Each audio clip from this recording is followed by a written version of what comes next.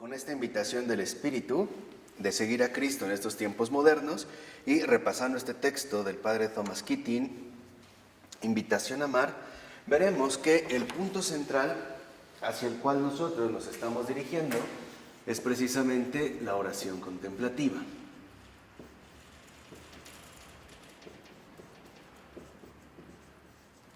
Que esta oración contemplativa es básicamente el núcleo o el centro fundamental de la vida cristiana y ya se había reconocido básicamente desde toda la tradición.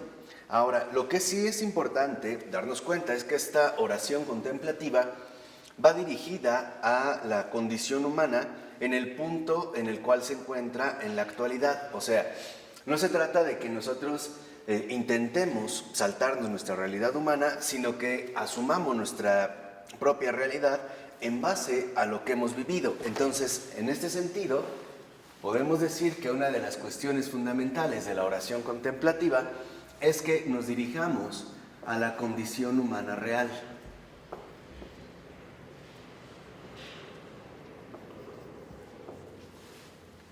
Y esta condición humana real involucra también comprender qué somos finalmente y cómo es que el desarrollo de nuestra vida se ha ido dando. Entonces, lo que veremos es que esta oración contemplativa, que asumirá nuestra condición humana real a partir de cómo se encuentre en el momento presente, hará dos cosas, ¿no? Uno, curar las heridas afectivas de toda una vida y además ya nos permitirá experimentar en este mundo la transformación en Cristo, que de hecho es hacia lo que nos invitan justamente los evangelios. Entonces debemos de tener muy claro que Dios desea compartir al máximo con nosotros la vida divina que podemos absorber durante nuestra vida terrenal. Entonces ya Dios quiere que aquí en la tierra, o desde aquí, muy buenos días, ya desde aquí, nosotros absorbamos toda la vida divina de la que seamos capaces, ¿no? Entonces para ello es que nosotros recurriremos a la comprensión de la oración contemplativa y al mismo tiempo ver cómo estaría, digamos, nuestra condición humana real, ¿no? Estaría lo divino y lo humano, la gracia y lo humano, cuyo encuentro, como ya dijimos la ocasión anterior, conlleva ante todo un drama. Entonces, vemos, por ejemplo, que la palabra de Jesús, síganme o sígueme, la tenemos que asumir en un intento real, por así decirlo, de concreción, pero lo que nosotros debemos hacerlo, o digamos, la razón por la cual debemos hacerlo, es una, para que podamos nosotros experimentar esta transformación en Cristo y también para que mucha otra gente se vea precisamente beneficiada. Ahora, a diferencia de antes, por nuestra situación contemporánea, por lo regular se entendía la oración contemplativa como un ascenso, ¿no? Un subir, un elevarse. Ahora no, ahora más bien deberíamos de entender la oración contemplativa como un descenso, o sea, un penetrar en la interioridad más recóndita de nuestra realidad humana. ¿Para qué? Para que podamos confrontarnos con todos aquellos factores que no son acordes precisamente con la llamada del Evangelio. Entonces deberíamos de recordar cómo cada uno de nosotros ya trae consigo ciertos conceptos, ¿no? adoptados y ya ideas prefabricadas que necesitamos precisamente confrontar para poder eliminar todo aquello que no nos conduce precisamente a la transformación en Cristo. Entonces, esta condición humana real está llamada a experimentar ya aquí nuestra transformación en Cristo.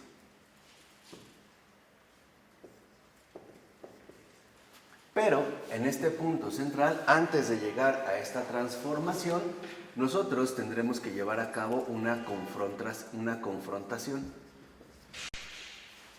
¿Qué vamos a confrontar?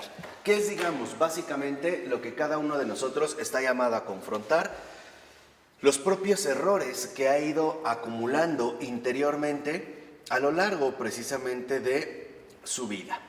Por ello es que en este texto, por ejemplo, se recurren a las herramientas que nos pueden ofrecer en estos tiempos el desarrollo de la psicología, ¿no? O todos los descubrimientos psicológicos contemporáneos que nos permiten abordar con una mayor amplitud o incluso con una mayor precisión nuestra realidad humana, sobre todo psicológica.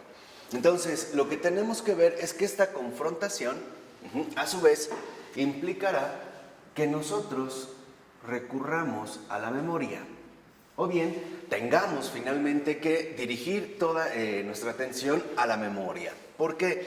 Porque la memoria no es una especie de banco psicológico neutral. O sea, no solo nosotros tenemos recuerdos, sino que lo que ha conservado nuestra memoria son básicamente todas las vivencias que hemos tenido desde el punto central de la concepción hasta la fecha. O sea, nuestra memoria lo que hace es conservar las vivencias que cada uno de nosotros ha tenido a lo largo de toda su vida. Y esta memoria, precisamente, ¿no?, nos va a llevar también a darnos cuenta de la manera en la cual estos contenidos vivenciales, ¿no?, que la memoria ha conservado, estos contenidos vivenciales también nos conducirán a su manifestación, que son las cargas emotivas.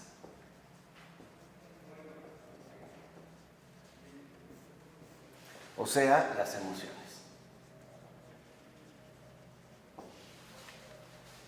Si lo ven, ya de entrada, precisamente en la oración contemplativa, lo que importa no es tanto que nosotros desarrollemos una idea adecuada acerca de lo divino, sino que realmente experimentemos la transformación radical de todas estas cargas emotivas que, a partir de los contenidos vivenciales que hemos tenido, se han empezado a anidar en nosotros y que posteriormente se han visto reforzados por toda la serie de ideas que en términos infantiles nosotros empezamos a desarrollar. Entonces, lo que sí tenemos que ver es que nosotros, por ejemplo, hemos conservado todo en la carne. No, la carne es el punto esencial de la realidad humana.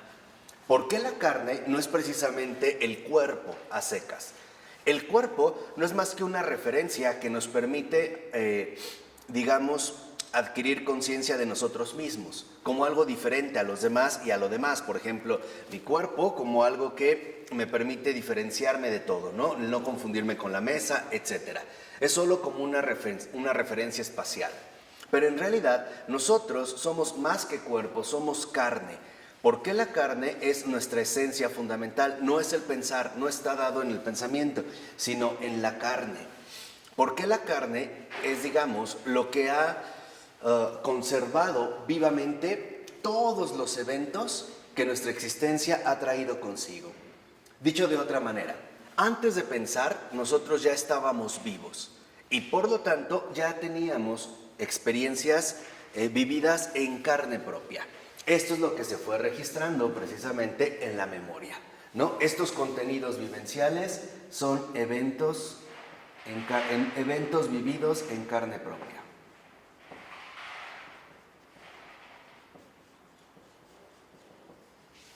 Por eso hoy podemos ver cómo incluso en los ámbitos de psicología cognitiva más recientes se habla de una estimulación temprana, ¿no? El bebé incluso antes de nacer puede ser estimulado.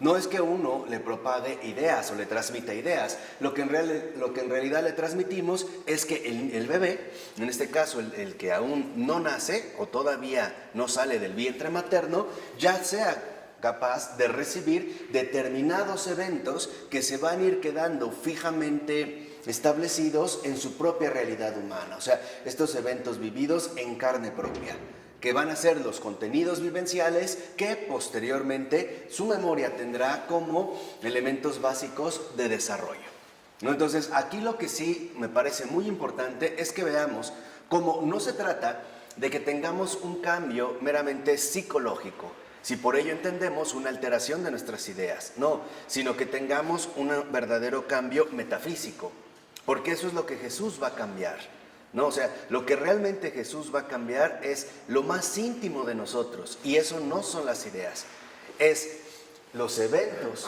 todos los eventos que hemos vivido en carne propia, y en último término, aquellos eventos que han traído, por ejemplo, heridas profundas en nuestra propia realidad humana o en nuestra propia realidad personal. Veremos cómo uno de ellos es el pecado original, en su momento lo comentaremos.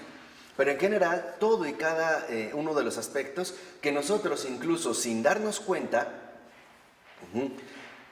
recibimos y han tenido un impacto en nuestra propia vida, ¿no?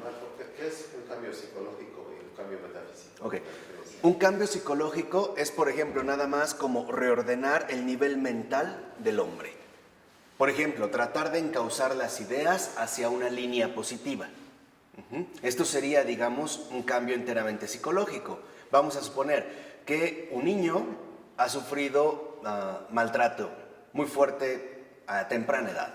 En el cambio psicológico es tanto como hacer creer que esto ya no es relevante, que ya pasó, que esto ya no tiene repercusión en su vida, que de alguna manera, digamos, puede seguir adelante. Un cambio metafísico involucra que en efecto no se va a evadir absolutamente nada, sino que se va a retomar nuevamente aquellos, digamos, acontecimientos que fueron sumamente destructivos para nuestra realidad. Esto es lo que va a cambiar. De tal manera que entonces no solo van a cambiar nuestras ideas, sino que también se van a ver profundamente modificadas nuestras emociones, nuestras cargas emotivas. El recuerdo seguirá, pero realmente ya no me duele. Entonces, lo que veremos es que lo primero que hay que hacer es como desmontar un montón de cosas, como bloqueos que hemos establecido para no tocar estos puntos que ciertamente nos resultan de una o de otra manera dolorosos. Entonces, aquí ya lo que también debemos recordar es que no hay ningún ser creado que sea tan vulnerable y tan frágil y tan dependiente como el ser humano. Por ejemplo, una gacela de Thompson, en cuanto nace, tiene minutos para pararse. ¿Por qué? Porque si no puede llegar un depredador y la devora. Entonces casi al caer ya tiene que empezar a estirar las patas porque a lo mejor viene un león o un guepardo o qué sé yo y tiene que salir corriendo. Nosotros no. Y ese es un punto central que no podemos olvidar. ¿Por qué? ¿Por qué somos tan dependientes? Porque infancia es sinónimo de fragilidad. Niñez es sinónimo de fragilidad. ¿Qué quiere decir? Que hemos olvidado que nosotros somos tan frágiles y tan dependientes porque en nuestra realidad humana estamos llamados a recibirlo todo de los demás, desde el principio. Por ejemplo, el hecho de ser tomado en brazos no solo a mí me ayuda a ir de un lugar a otro, sino que también me permite adquirir en carne propia, ¿no? Que esto es lo sustancial, me permite experimentar en carne propia las condiciones necesarias para que yo pueda desarrollar una vida emocionalmente saludable. Por ejemplo, el hecho de ser acogido o protegido, ¿no? Los brazos involucran esta experiencia de protección, de aceptación, de cuidado. Y esto es para recordar que nosotros siempre necesitamos este tipo de cuidados. Por decirlo así, nuestra realidad creada es coherente con las intenciones fundamentales del Creador. Que olvidemos que básicamente nosotros no somos capaces de darnos nada a nosotros mismos, sino que más bien estamos llamados no a recibirlo. ¿Me explicó? En este primer punto, para irlo teniendo como claro. Entonces, lo que vemos es que en el primer momento, por ejemplo, sí se desarrollan determinados instintos en cada uno de nosotros. El más importante es la adquisición de seguridad. El hecho de ir en brazos te transmite una experiencia profunda de seguridad. Es el hecho de saberte ante todo protegido, acompañado, seguro. ¿Por qué? Porque el hecho de que cambie el entorno en el cual se daba, por ejemplo, al interior del vientre materno y después salir, es, digamos, un cierto shock, ¿no? Involucra vamos a decirlo así, un despertar sumamente extremo que nos permite a nosotros también la necesidad de desarrollar esta necesidad de sentirnos seguros, o sea, el sentirnos aceptados, el sentirnos acogidos. Y la mejor manera de recibirlo es a través precisamente de el abrazo. Por eso, en los primeros momentos de nuestra vida, es sumamente fundamental para nosotros establecer lazos de vinculación. Por eso, si lo vemos, Por lo regular, una mujer cuando está embarazada, todavía el niño no nace, pero ya se está toque y toque la panza, está hablando con el bebé, ¿no? Lo toca, lo ve. ¿Por qué? Porque el niño no piensa todavía, el uso de razón no ha comenzado. Pero ya todo, por así decirlo, lo está absorbiendo en carne propia. Estos eventos vividos en carne propia, para nosotros, terminarán convertidos en experiencias vitales. Voy a poner ahorita un ejemplo. Pudiera darse el caso que a lo mejor en el momento en el que un bebé nace y lo llevan con el papá, ¿no? Recién nacido, y se lo presentan y le dicen, mira, aquí está tu hijo, y él dice, no, ese no es mi hijo, no lo quiero, y lo empuja, esa experiencia se va a quedar grabada en su propia carne.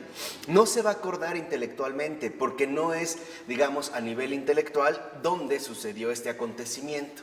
Es algo que el niño va a asumir en carne propia y formará parte de sus experiencias vitales que en último término serán reflejadas como rechazo, por ejemplo, o falta de aceptación. ¿Cómo esto se va a traducir en emociones? Un niño inseguro, por ejemplo, y un niño que emocionalmente no es saludable.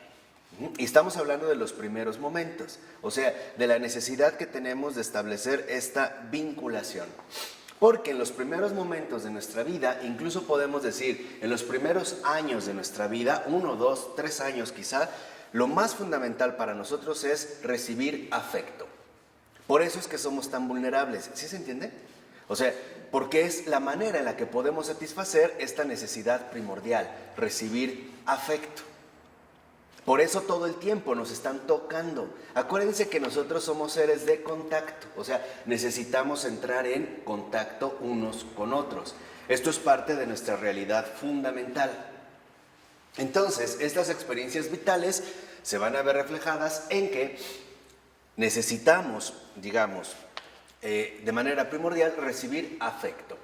¿Cómo lo recibimos? A través de que nos toquen, nos carguen, nos alimenten e incluso nos cambien el pañal, o sea, nos limpien, ¿no? La necesidad, en pocas palabras, de que estén al pendiente de cada uno de nosotros. ¿Estamos? Esto es bien importante. Si un bebé no recibe esto, si no recibe afecto, entonces sus contenidos vivenciales, que serán registrados fielmente en su memoria, es decir, en su propia carne, lo que ha vivido en carne propia, se traducirán en cargas emotivas sumamente desordenadas.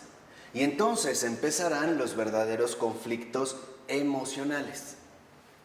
Por ejemplo, sentimientos de abandono o de soledad, de incomprensión o de rechazo, etcétera, etcétera, etcétera. Pero si vamos viendo este aspecto, entonces lo que veremos es que básicamente el bebé es extremadamente vulnerable porque es la manera en la cual se le puede dar lo que realmente necesita. Es decir, o sea, recibir afecto de todo tipo. Limpiarle la boca, bañarle, cambiarle, hablarle, arrullarle, calentarle. O sea, todo esto que le va a dar, digamos, las herramientas necesarias para su vida posterior. Porque esta sensación de seguridad le permite desarrollar una vida emotiva saludable. Entonces, recibir afecto y seguridad van de la mano. ¿Sí me explicó? Por eso es que nosotros somos sumamente vulnerables, sumamente frágiles y sumamente dependientes. Y dicho sea de paso, esto jamás va a cambiar a lo largo de la vida, no por completo. Se va a modificar, pero esta dependencia siempre se va a conservar de una o de otra manera a lo largo de la vida. Por eso hoy vemos cómo cuando se da ya, por ejemplo, un abandono radical entre seres humanos, es ir en contra de nuestra necesidad continua de recibir afecto.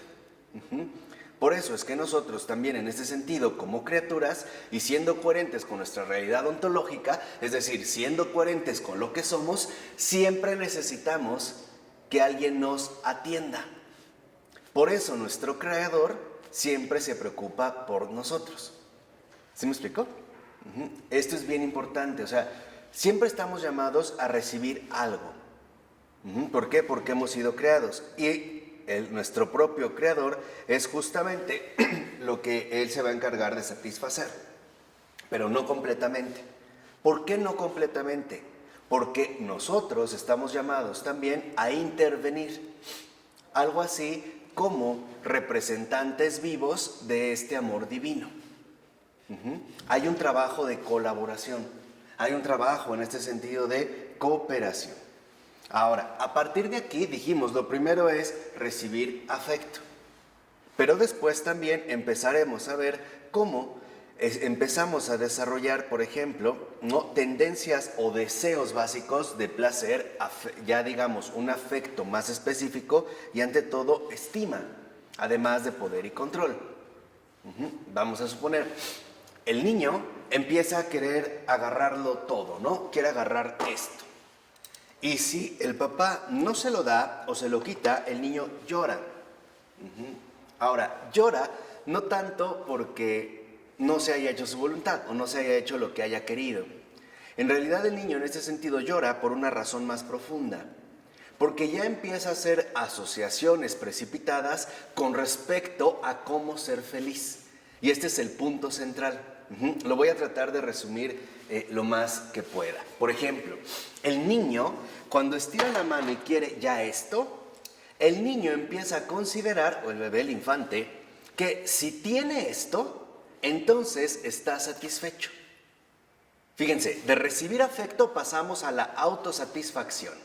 Ahora, en la realidad del niño, todo se reduce a tener esto.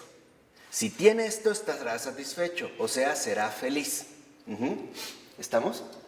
En cambio, si se le priva de esto, el niño no estará satisfecho y por lo tanto el niño considerará que es infeliz. Y la manera en la que expresa esta infelicidad es a través de que llora. ¿No? ¿Sí se explicó? ¿Por qué es tan importante? Porque muchos de nosotros seguimos funcionando infantilmente en base a estos programas iniciales, programas de comportamiento. Ejemplo, considero que si tengo lo que quiero, seré feliz. Pero si por una u otra razón no lo tengo, entonces lo mismo que un niño, voy a ser sumamente ¿qué? Infeliz o desdichado. Esto es lo que el Señor quiere enmendar en nosotros. O sea, quiere que dejemos ya de lado esta programación infantil que no nos sirve para llevar una vida saludablemente madura. ¿Estamos? Porque nos estamos refiriendo a esta confrontación que nos va a llevar de la condición humana real a la transformación en Cristo. Velo, por ejemplo, en términos ya de la vida espiritual o de la vida humana en su conjunto. ¿Cuánta gente hoy en día es profundamente desdichada porque no tiene lo que quiere? Y no necesita hacer grandes cosas. Puede ser por el simple color de piel. No tiene la piel morena como quiere, entonces busca cremas o broncearse o estos bronceadores artificiales, etc. O al revés, no tiene la piel lo suficientemente blanca como quisiera. Y empieza a funcionar con estos programas infantiles. Cuando nosotros debemos finalmente de entender en qué situación real es que nos encontramos. Por ejemplo, si yo ya soy un adulto, yo no puedo seguir funcionando emocionalmente como un niño. ¿Sí me explicó? Lo que vamos a entender, y digamos es como un avance de esta realidad para que entiendan cómo va conjugado con la vida cristiana, es que es cierto que de niños nosotros necesitamos satisfacer nuestras exigencias. O sea, necesitamos la satisfacción de necesidades. Esto es de niños, pero también ¿por qué? Porque es parte de lo que necesitamos adquirir para poder tener unas bases vivenciales benéficas. Pero de adultos, nosotros ya usamos la razón y esta es la gran diferencia. De adultos, justamente a lo que se nos invita es que usemos adecuadamente la razón y veamos lo inapropiado o lo desproporcionado de tener padecimientos emocionales que ya no van con mi etapa de vida. Por ejemplo, hay esposas que quizás se ponen muy tristes porque el marido tiene que ir a trabajar y no se quedan con ellas. Bueno, esto es un capricho infantil. Esto es decir, yo quiero esto, no lo tengo, entonces voy a reaccionar como un niño. La diferencia es que ya no pataleo, ya no chillo, ya no etcétera, pero asumo una postura emocionalmente incorrecta. Porque en el uso de razón, ya nosotros podemos darnos cuenta de algo muy concreto. Ejemplo, que yo quiera algo no significa que el obtenerlo me hará feliz. ¿Sí me explicó? O sea, para el niño es inmediato. Por ejemplo, ¿cuántas veces el niño no quiere beberse a lo mejor una botella con gasolina? Y considera que al hacerlo, eso es lo que lo hará feliz. Entonces, nosotros estamos llamados a confrontar estos programas de felicidad infantiles, o sea, inapropiados para nuestra realidad actual. ¿Vamos? Esa es, digamos, parte fundamental de esta confrontación. Entonces, ¿qué es lo que nos proporciona Cristo? ¿Qué es lo que nos quiere dar Cristo? Un cambio en nuestro modo de ser. Esa es la transformación en Cristo. O sea, a diferencia de una mera terapia psicológica donde solo se queda al nivel mental, ¿no? Lo que realmente se busca en la transformación de Cristo es adquirir un nuevo modo de ser.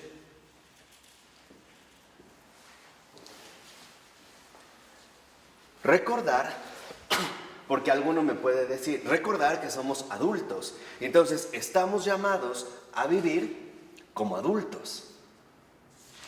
Alguien me podría decir, pero entonces, ¿por qué Jesús nos dijo que nos hiciéramos niños? ¿No?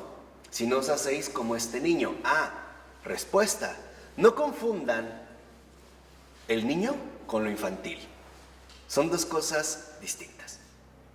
Nosotros somos adultos con emociones infantiles y por eso sufrimos, ¿ok? Ya, le estoy dando el punto. Y por eso es que sufrimos.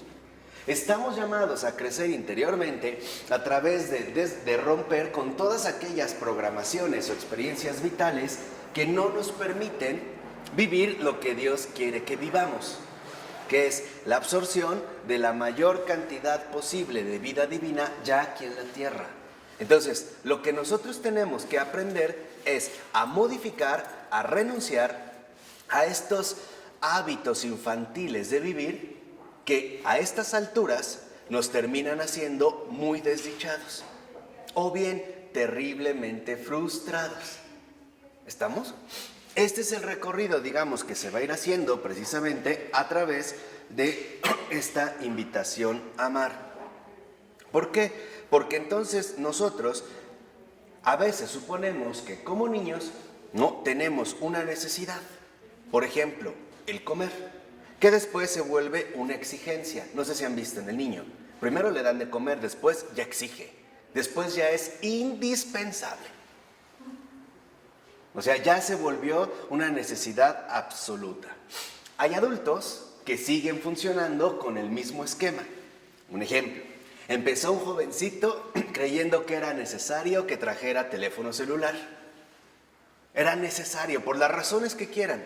Ya después ya no solo era necesario, ya era una exigencia tenerlo. Fíjense, pasó de una necesidad a una exigencia, a tal grado que después ya se convirtió en algo absolutamente indispensable para su vida.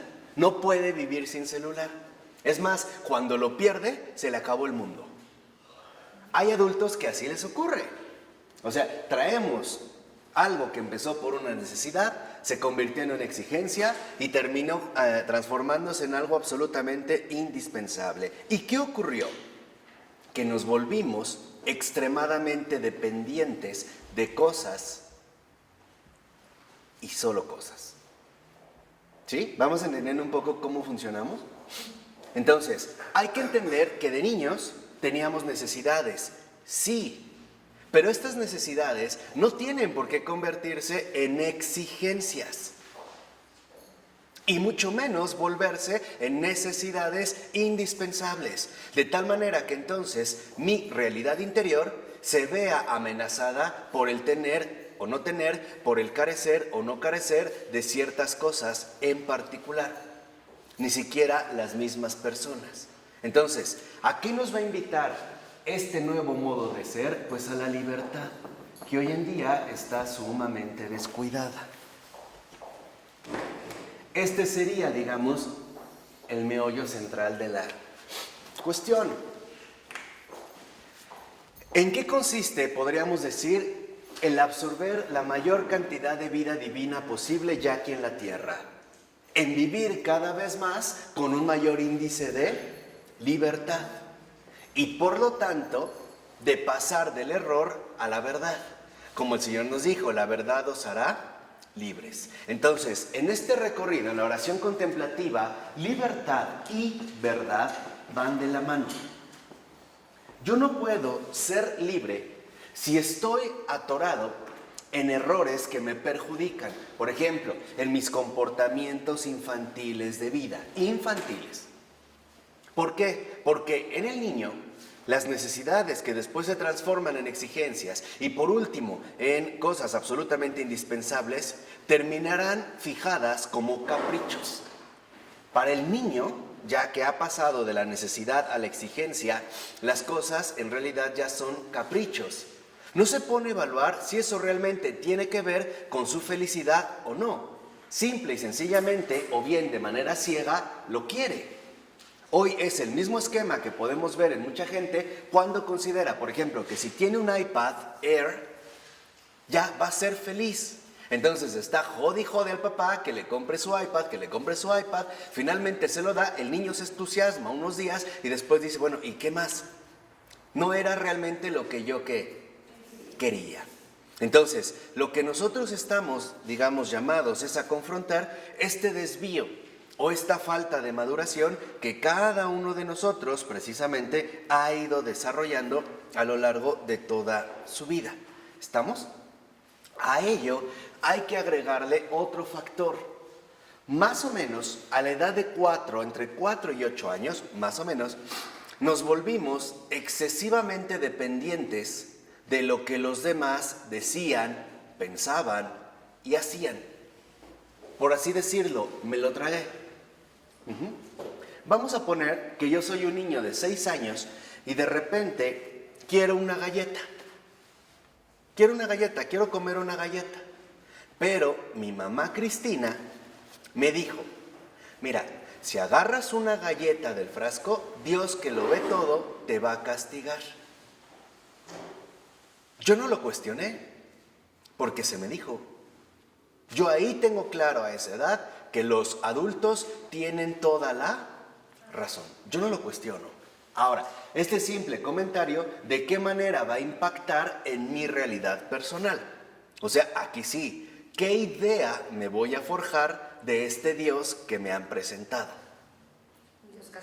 Un Dios castigador, un Dios metiche, ¿no? Está nada más ahí viendo a ver qué hago y además lo hace no para cuidarme, ¿no? Está al pendiente de todo lo que realizo para castigarme. Entonces nosotros, a partir de ahí, empezamos a establecer, si ya teníamos ciertas experiencias vitales, emocionales arraigadas, empezamos ahora a desarrollar ciertas ideas que pudieran ser coherentes con estas emociones que ya adquirimos, para después añadirle argumentaciones convincentes.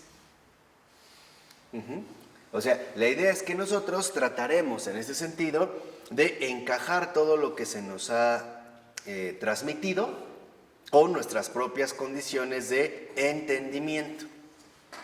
Entonces, si esto sigue así, lo que vemos es que el corazón humano no ha sido diseñado para una felicidad ilimitada. Entonces, el corazón humano no va a conformarse con menos. Aquí es donde llegamos al punto central de la condición humana. El punto central en la condición humana es el siguiente, y el propio Jesús nos da la clave. El propio Jesús dice, arrepentíos, ¿no? O sea, hay una llamada al arrepentimiento. Ahora, ¿de qué nos vamos a arrepentir? ¿De lo que hemos hecho? No. Sino de lo que hemos sido hasta este momento. ¿Por qué? Porque es, digamos, ¿no? Como si entendiéramos que ahora arrepentirse no consiste en hacer penitencia a secas o ayunar o guardar vigilias o flagelarse o qué sé yo, o todo lo que nuestra generosidad nos inspire. Más bien, lo que quiere decir el arrepentimiento en este sentido es que cambiemos la dirección en la cual nosotros hemos intentado encontrar la felicidad. ¿Por qué? Porque muchas veces nosotros llegamos al convencimiento de que Dios me está haciendo la vida de cuadritos. Es más, Dios mismo se empeña en que yo sea el más infeliz y desdichado de todos los hombres, ¿no? Me la está complicando. Bueno, el Señor lo que nos está diciendo es no. Yo te invito en un primer momento a que camines junto a mí el recorrido del arrepentimiento. Que dejes de lado, que renuncies a todos tus programas de vida que lo único que te han provocado es una profunda desdicha. ¿De acuerdo? Entonces, esta situación solo nos hace ver que este reto va directamente a la raíz del problema. Ya no es un remedio para esta o aquella aflicción, nada más, no. Es un reto fundamental que a nosotros nos va a llevar precisamente a un nuevo modo de ser. Aquí ya entonces cada uno de nosotros puede empezar a detectar algo fundamental. Por ejemplo, ¿por qué sufrimos?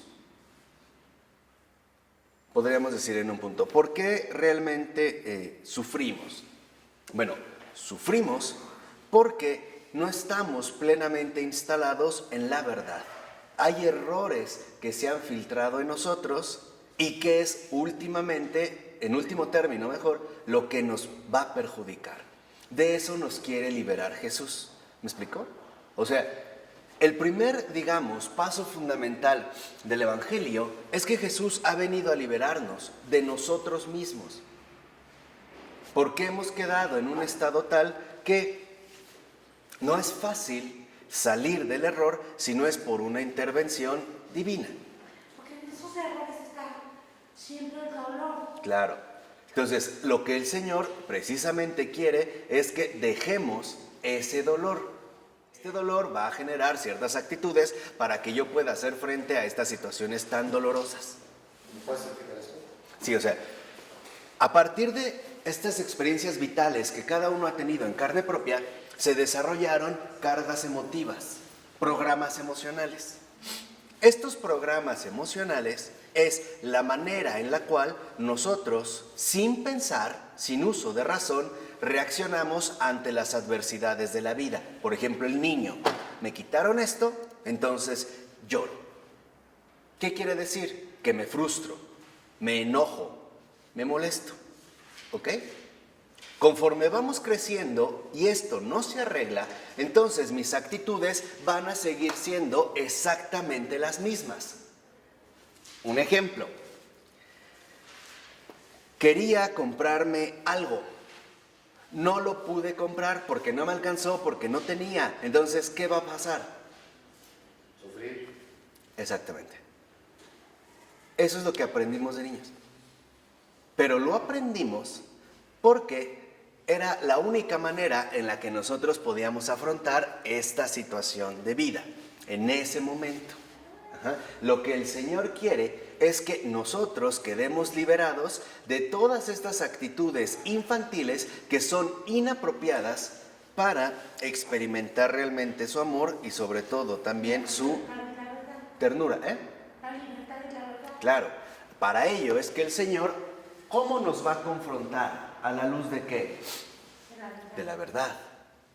Este proceso terapéutico va a dar como resultado la libertad de los hijos de Dios. Y además, el Señor cumple sus promesas. Bienaventurados los limpios de corazón, porque ellos verán a Dios. Entonces, el Señor lo que quiere es limpiar mi corazón de todas estas experiencias vitales para que yo lo vea a Él. ¿Dónde? En mi vida. Experimentar lo que Él ha hecho precisamente en mi vida. Y este es un caso real, o sea, no crean que es un mero juego. Por eso les decía, no se trata de superar esta o aquella aflicción. Se trata de que ahora vea esa presencia de Dios que nunca se ha manifestado en mí, porque estas experiencias vitales son las que me lo están impidiendo. Estamos como en estos primeros pasos. Ya después nosotros a estas actitudes le añadiremos juicios. Por lo regular, fíjense, a grandes rasgos podríamos decir que el juicio que todos desarrollamos fue muy sencillo. Los demás son culpables de que yo viva así. Ese fue nuestro juicio. O sea, los demás son la causa de mi desdicha. Si mi mamá no fuera así, yo sería feliz. Si mi papá no me hubiera abandonado, yo sería feliz. Si tal tuviera, yo sería feliz. Eso fue, o sea, lo primero que desarrollamos fue culpabilizar a todos los demás y a todo lo demás. Este fue, digamos, como el primer juicio que sacamos, echar culpas, ¿no? Aprendimos a echar culpas y a elaborar juicios que además son desordenados con respecto a nuestra realidad original.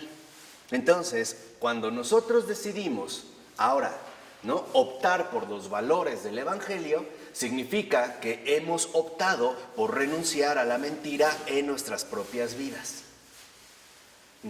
Y esto involucra una declaración de guerra.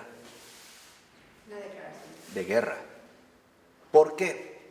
Esto creo que lo puedo ejemplificar de la siguiente manera.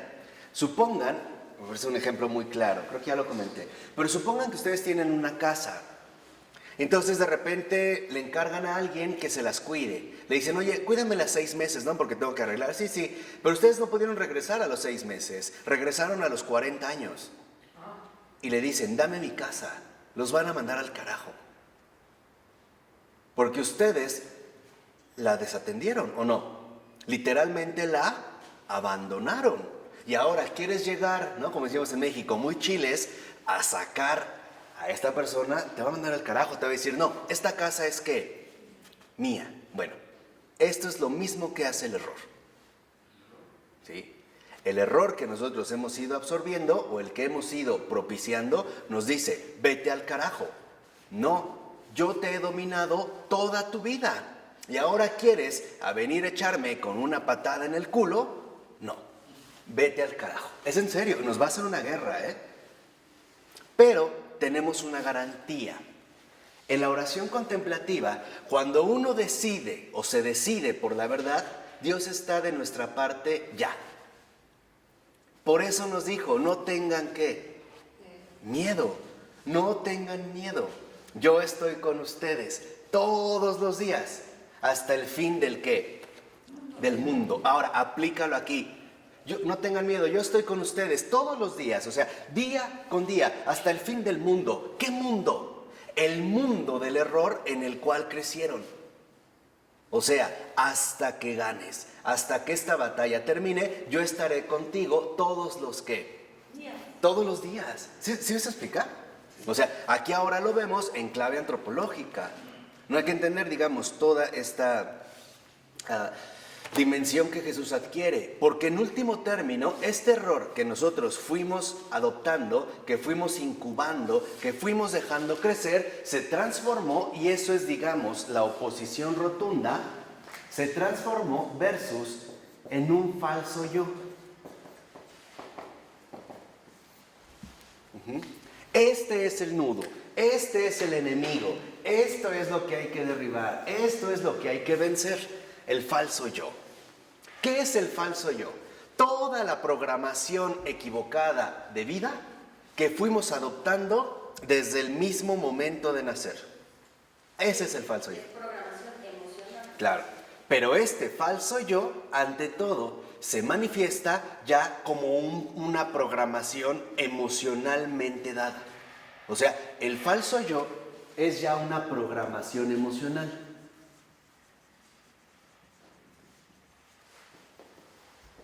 Recordemos nuevamente el caso del niño. No obtuve lo que quiero, lloro. O sea, padezco.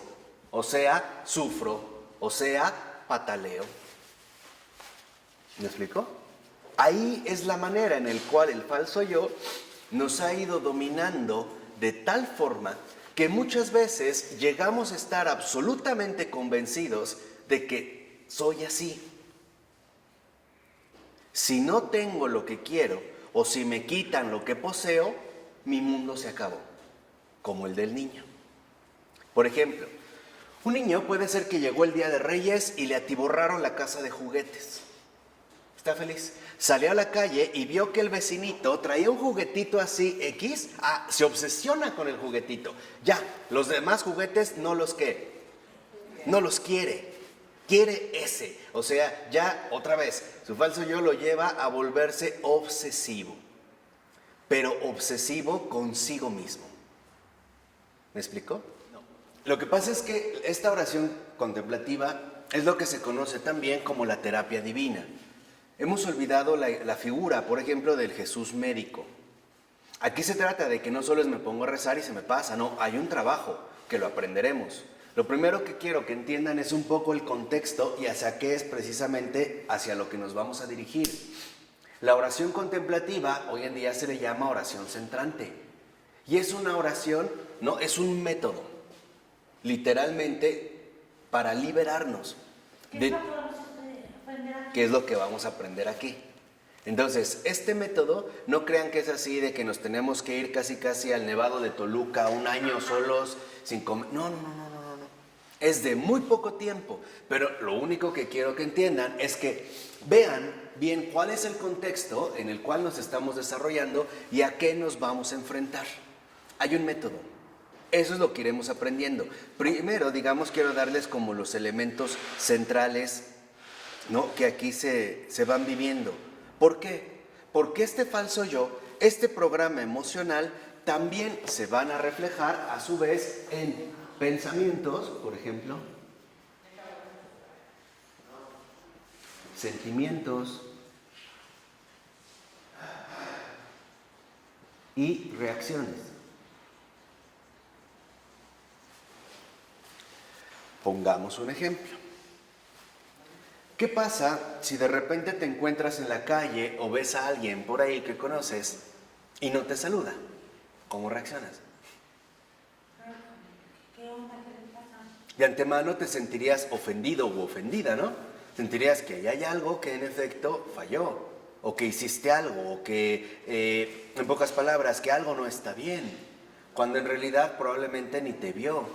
A lo mejor esa persona usa lentes de contacto, no los traía y no ve. Aquí es cuando nosotros, tal parece que nos programamos, y esto es lo más grave, tal parece que cada uno de nosotros se programa para autodestruirse. Y esto es real. No es que seamos negativos, en este sentido, digamos, artificial entre positivo y negativo. Es que tal parece que nuestras opciones siempre son sumamente aflictivas. ¿Me explico? O sea, tal parece que nuestra postura de vida siempre nos debe de conducir al mayor daño posible. Ejemplo, mi hijo quedó de llamarme a las 12 y no me ha hablado, 12:30. Pues, ¿qué le habrá pasado? ¿Sí se dan cuenta? O sea, de antemano la idea es destruirse. O sea, nosotros mismos nos agarramos como piñatas y nos empezamos a pegar. Entonces, nuestros pensamientos, sentimientos y reacciones, por lo regular, vienen motivadas por la aflicción. Esta aflicción, y esto es algo muy importante de tener en cuenta, esta aflicción no es más que el modus operandi del falso yo. ¿Sí me explico? ¿Seguros? Porque esto ya es muy importante tenerlo claro para después avanzar ya como muy puntuales. O sea, la peor consecuencia que dejó el pecado, voy a avanzar un poco, es que nosotros nos volvimos sumamente autodestructivos. Nadie nos puede hacer tanto daño como nosotros mismos. Somos más pensantes, algunos somos más sentimentales. Es por separado. Vamos a poner, hay personas que son como muy, vamos a llamarlo así, cerebrales. Todo empezó por un pensamiento, ¿no? Vamos a suponer que de repente, yo vi que mi marido se levantó temprano y se perfumó, cosa que hace mucho no hacía.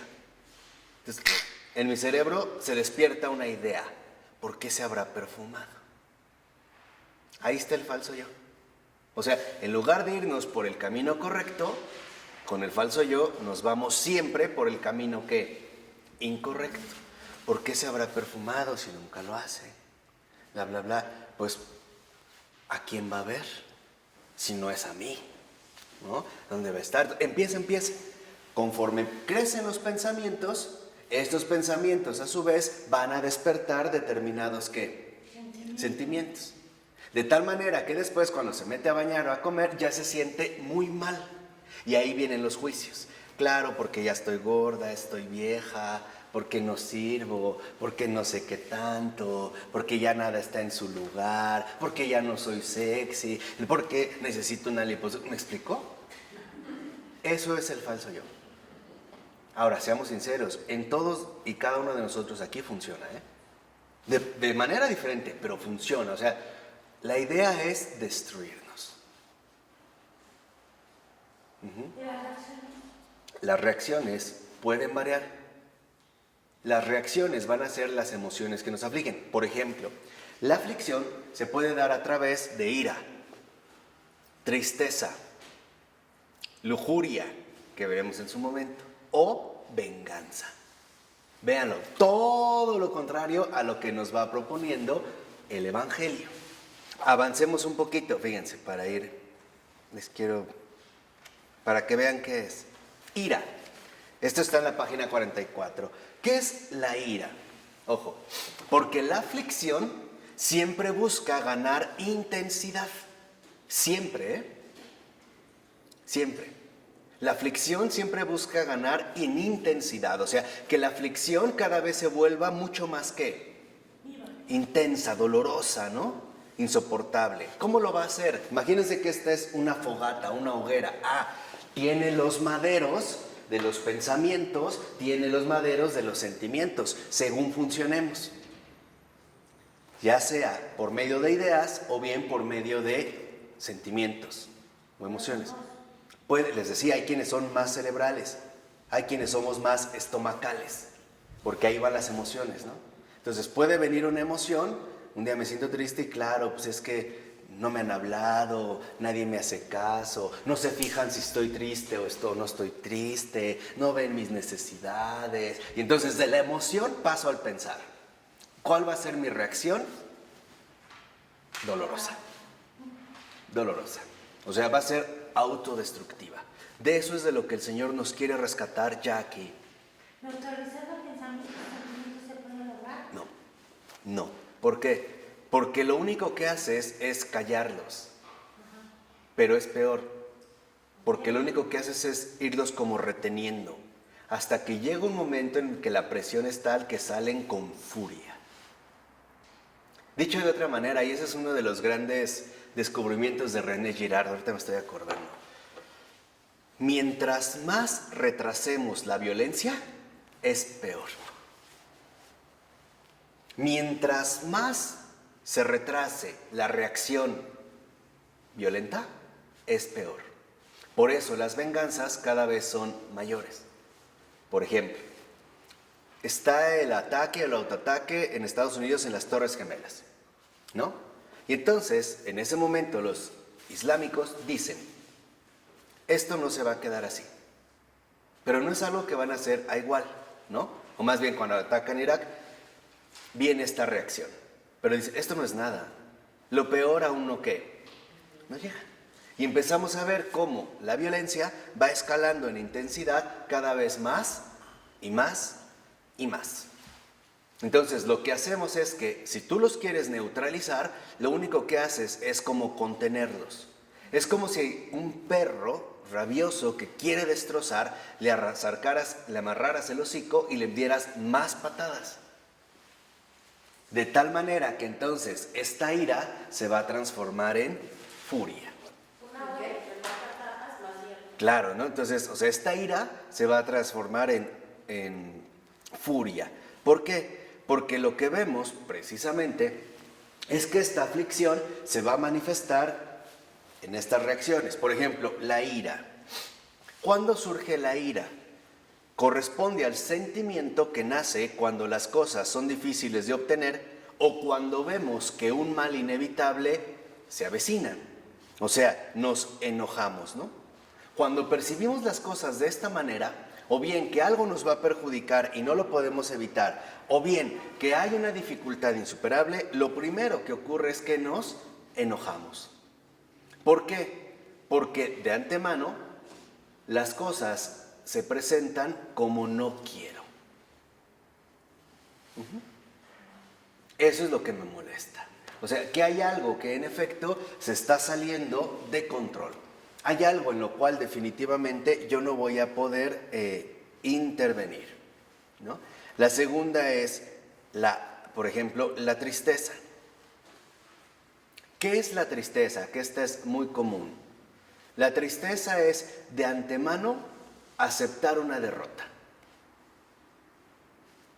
No hay nada que hacer y entonces tenderíamos, por ejemplo, a suponer que siempre ocurre de esta manera, que siempre las cosas se dan de este modo. Piensa, por ejemplo, a veces en nuestros modos de expresarnos, como decimos, ay, es que tú siempre te vas, tú siempre estás trabajando, tú siempre te vas con tus amigas. Entonces eso nos entristece, porque pareciera que estamos entrando en un mismo círculo vicioso. Y esto nos va a llevar a la apatía. ¿Qué es la apatía? La apatía es ya un intenso tedio o amargura que sentimos a raíz de una frustración recurrente. Por ejemplo, le he dicho 1000 veces a mi hijo que recoja su mochila. No la recoge. Bueno, me entra la apatía. Entonces haz lo que quieras. Ya, a mí ya no me interesa. Ahora, esto no se va a quedar así. ¿Por qué? Porque esto se va a traducir precisamente en una profunda amargura. Y cuando entramos en esta amargura, por lo regular también vamos a incurrir en un alejamiento de los demás, amistades, comunidad o bien de la vida misma, ¿no?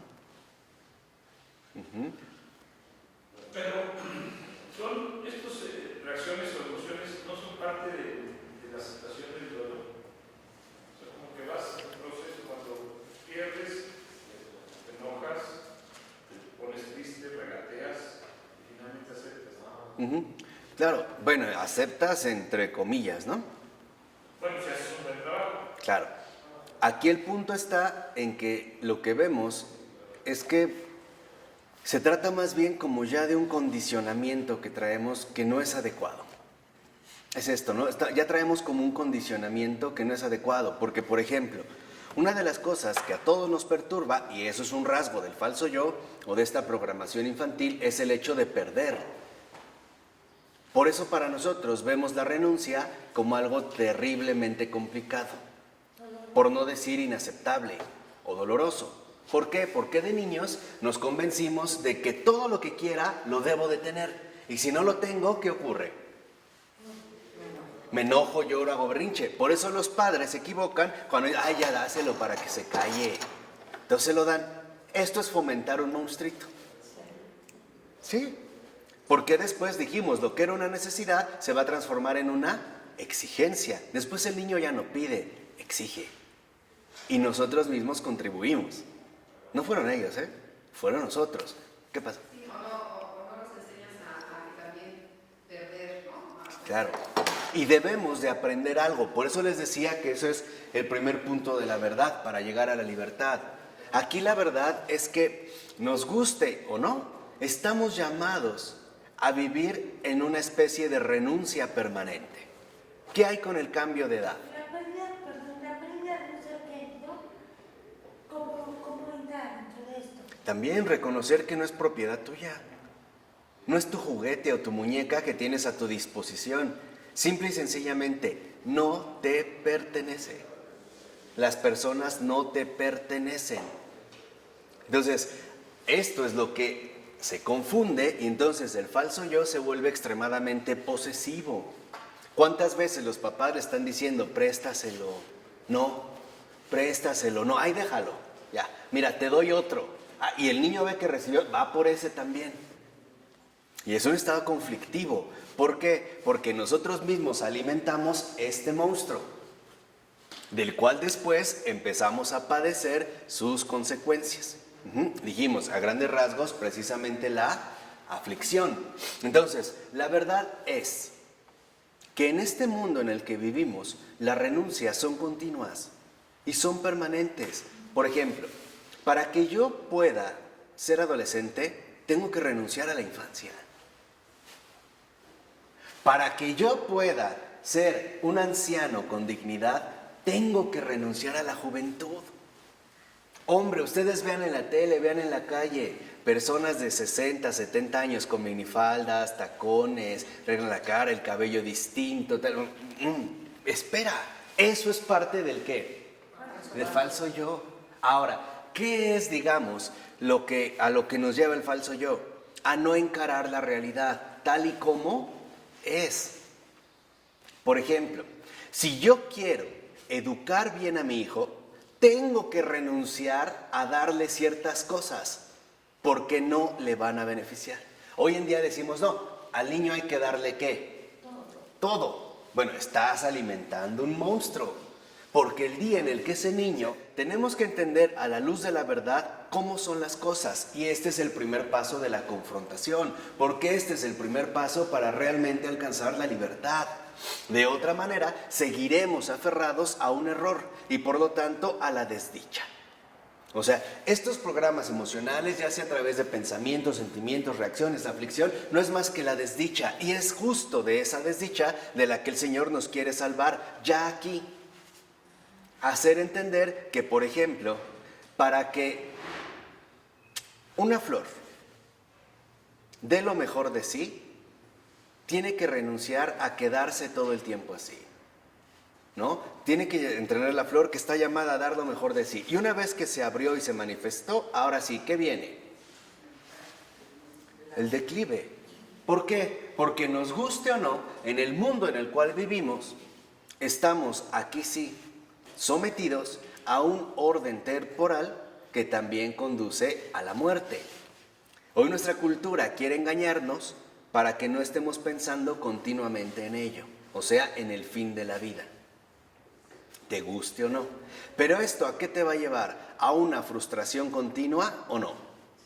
Sí.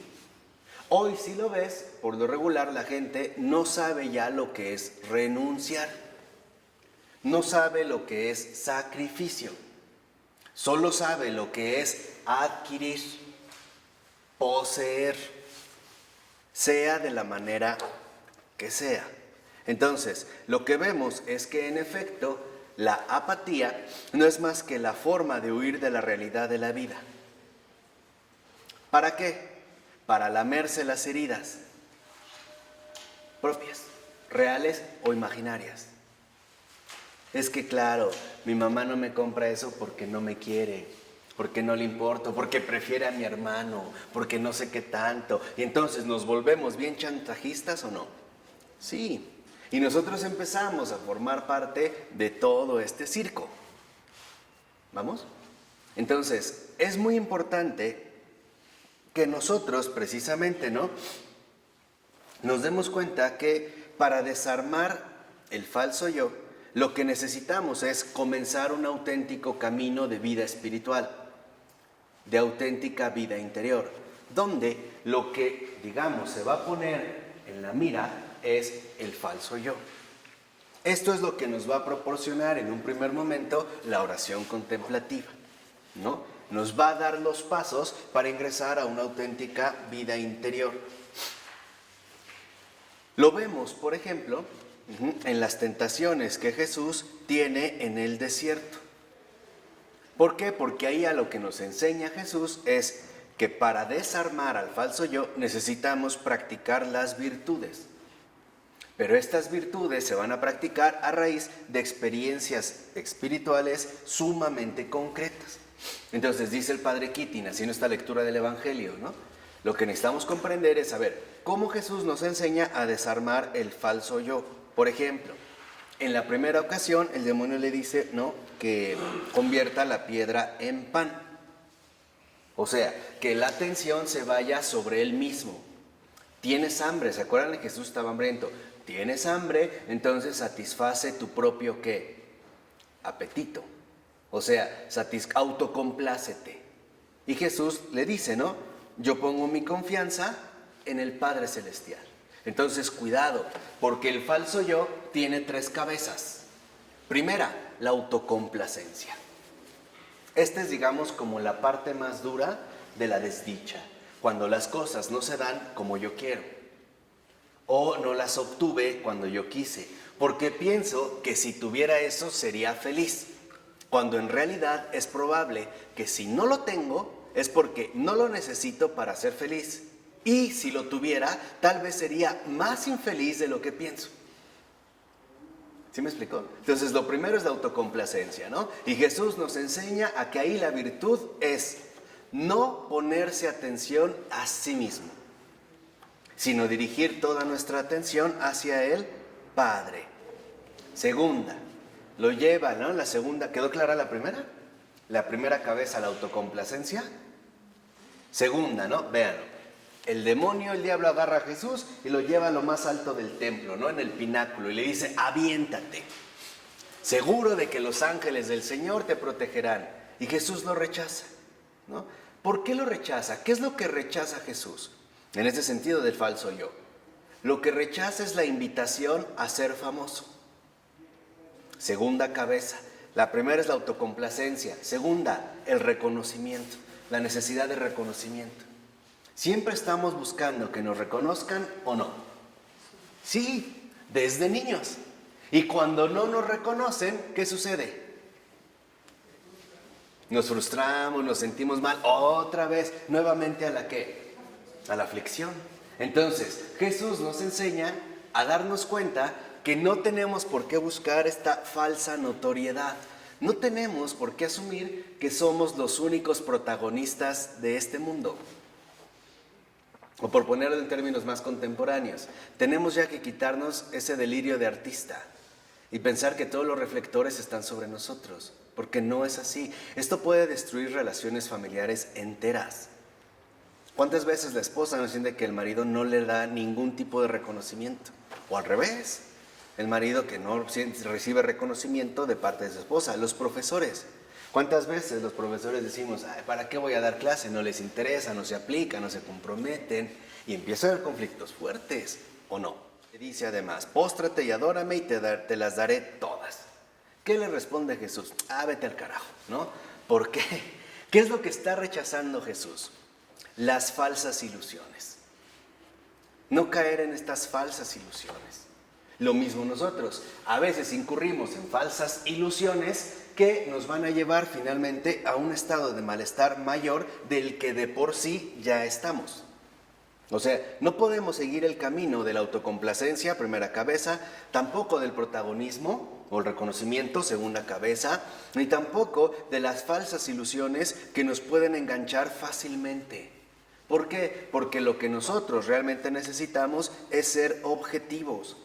De esto es de lo que Jesús nos invita a arrepentirnos. Es como si nos dijera, cambien la dirección en la que han estado buscando la felicidad, porque si siguen así, por estos caminos que han adoptado, nunca la van a encontrar. Porque estos caminos, estos modos, ¿no?, que no les han funcionado, son invención de ustedes. Ustedes los han inventado. Abandonen sus programaciones emocionales infantiles para que puedan experimentar la liberación que la verdad les va a traer. Y entonces comiencen a entender que cada uno de ustedes posee un falso yo, que está basado en las experiencias vitales que vivieron en carne propia desde un estado infantil, pero que a estas alturas de la vida no les sirven absolutamente para nada. Voy a tratar de acabar con esta imagen. Es como si yo, a estas alturas de mi vida, viviera profundamente desdichado porque no puedo ponerme los primeros zapatitos de bebé que me regalaron. Y eso es lo que me ha hecho tan desdichado. No me los puedo ya poner, no me caben, no me entran, bueno, ni un dedo.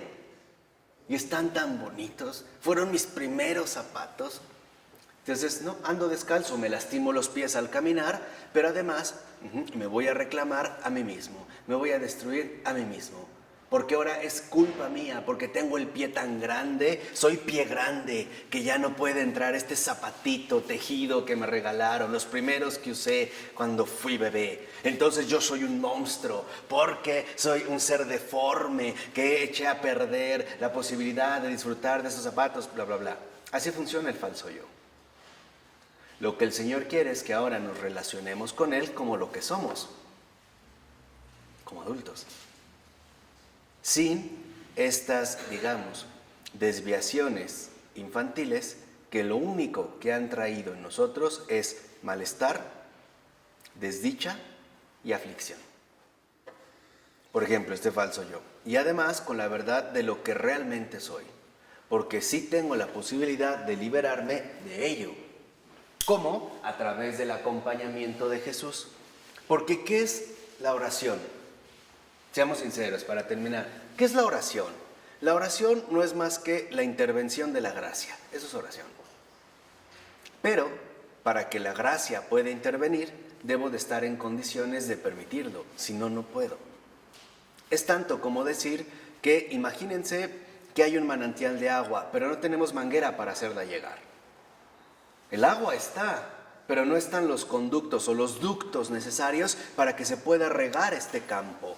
Entonces lo que tenemos que hacer es quitar todo lo falso que hay en nosotros para vivir ahora sí a la luz de la verdad y por lo tanto vivir plenamente dentro de la libertad que Dios quiere para cada uno de nosotros. ¿De acuerdo? Vamos a dejarle hasta aquí para avanzar a la siguiente. En nombre del Padre, del Hijo y del Espíritu Santo. Amén.